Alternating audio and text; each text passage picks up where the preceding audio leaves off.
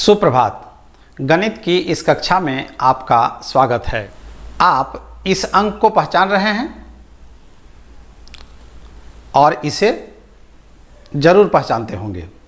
आप कहेंगे ये तो भिन्न है, लेकिन इसमें हर जो है 100 है। जी हाँ, यह एक विशेष प्रकार का भिन्न है जिसमें हर 100 होता है। इसे क्या कहते हैं? क्या आप जानते हैं? नहीं ना? आइए हम उस भिन्न के बारे में समझने का प्रयास करते हैं जिसका हर 100 होता है। इसे प्रतिशत कहते हैं। प्रतिशत दो शब्दों से बना है।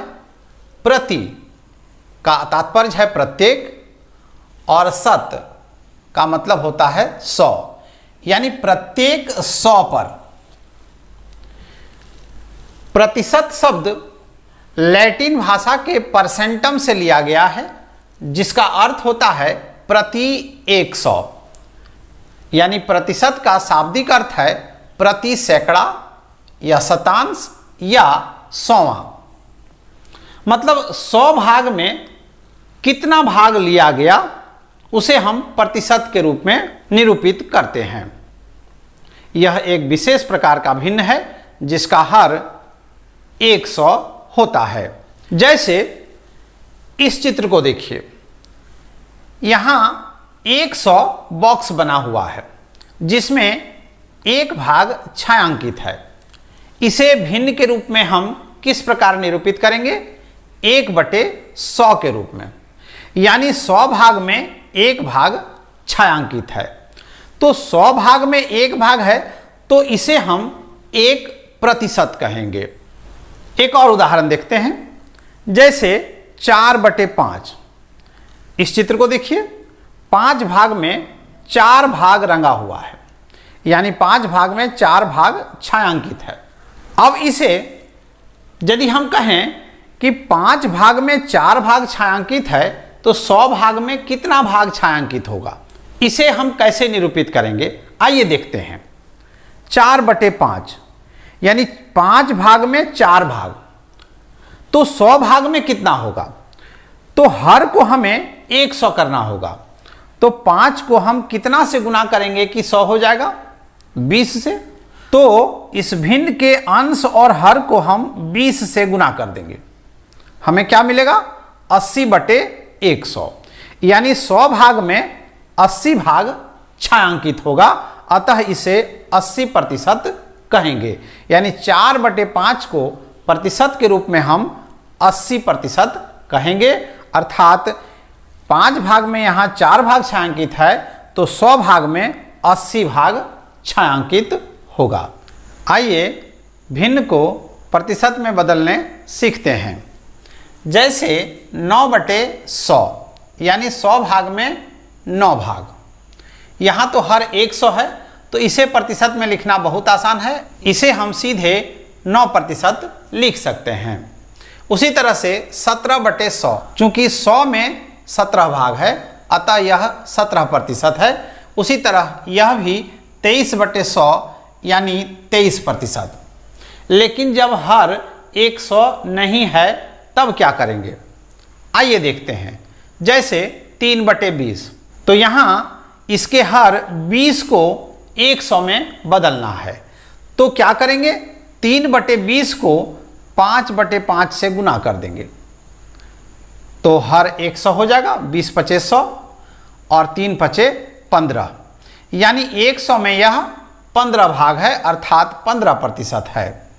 उसी तरह से 21/25, इसे प्रतिशत में कैसे बदलेंगे? 4/4 से गुना कर देंगे तो 25 + 100 हमारा हर हो जाएगा। तो इसका जो अंश है 84 हो जाएगा, यानी 84/100, अर्थात 84%। अब आइए उस भिन्न को प्रतिशत में बदलने सीखते हैं जिसका हर 100 का गुणनखंड नहीं है। जैसे 2/3, 3 100 का गुणनखंड नहीं है। अतः इसे प्रतिशत में बदलने के लिए 100/100 से गुना कर देंगे। हमें क्या प्राप्त हुआ? 200/3 गुना 1/100।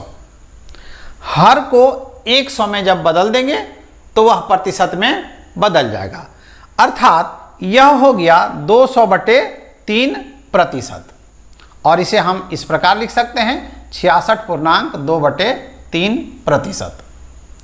उसी तरह से 8/13, 13 भी 100 का गुणनखंड नहीं है, तो 100/100 से गुना कर दिए, हमें क्या प्राप्त हुआ 800/13 गुना 1/100, अतः यह 800/13% है और इसे हम 61.7/13% के रूप में लिख सकते हैं। उसी तरह से 5/17 है, 17 भी 100 का गुणनखंड नहीं है, तो 100/100 से गुना कर देंगे, हमें प्राप्त हुआ 29.7/17%। अब आइए दशमलव भिन्न को प्रतिशत में बदलने सीखते हैं। जैसे 0.75, इसे भिन्न में कैसे बदलेंगे, 75 लिखेंगे, दशमलव के बदले में 1 और दशमलव के बाद 2 अंक है, अतः 2 शून्य बैठाएंगे, हमें भिन्न के रूप में प्राप्त हुआ 75/100। अब चूंकि हर 100 है, अतः यह 75% है। उसी तरह से 0.2, इसे भिन्न के रूप में लिखेंगे 2/10, दशमलव के बदले में 1 और दशमलव के बाद एक संख्या है, 1 शून्य देंगे, यह 2/10 हो गया। अब प्रतिशत में बदलने के लिए हर को 100 करना होगा, अतः इसे 10/10 से गुना कर देंगे, हमें प्राप्त हुआ 20/100 यानी 20%। इसे देखते हैं 0.09, इसे भिन्न के रूप में लिखेंगे 9/100। कैसे, दशमलव के बदले में 1, दशमलव के बाद 2 अंक है, अतः 2 शून्य देंगे, 9/100 प्राप्त हुआ। चूंकि हर 100 है, अतः यह 9% है। उसी तरह से 3.7, इसे हम भिन्न के रूप में लिखेंगे 37/10। अब यहाँ हर 10 है, तो 10/10 से गुना कर देंगे, तो हमें प्राप्त हुआ 370/100, हर 100 हो गया, अतः यह 370% है। अब देखते हैं प्रतिशत को साधारण भिन्न और दशमलव में किस प्रकार बदलेंगे। जैसे 25% है, तो 25% का मतलब हुआ 100 में 25 भाग, यानी 25/100। अब इसे दशमलव के रूप में किस प्रकार लिखेंगे, 2 शून्य है हर में, यानी 2 अंक के बाद दशमलव बैठा देंगे, हमें प्राप्त हुआ 0.25। उसी तरह से 15%, यानी 15/100, अर्थात 0.15। अब भिन्न के रूप में बदलते हैं 25%, यानी 25/100, इसे हम इस प्रकार लिखेंगे 25 गुना 1/25 गुना 4। 25 को कैंसिल कर देंगे, हमें प्राप्त हुआ 1/4, अतः 25% को भिन्न के रूप में 1/4 के रूप में निरूपित करेंगे। उसी तरह से 15% है, 15/100 है, इसे हम ऐसे भी लिख सकते हैं 5 गुना 3/5 गुना 20।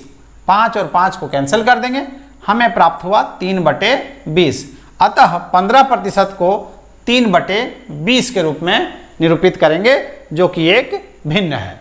मुझे उम्मीद है प्रतिशत को भिन्न के रूप में और भिन्न को प्रतिशत के रूप में किस प्रकार बदलेंगे आप अच्छी तरह से समझ गए होंगे।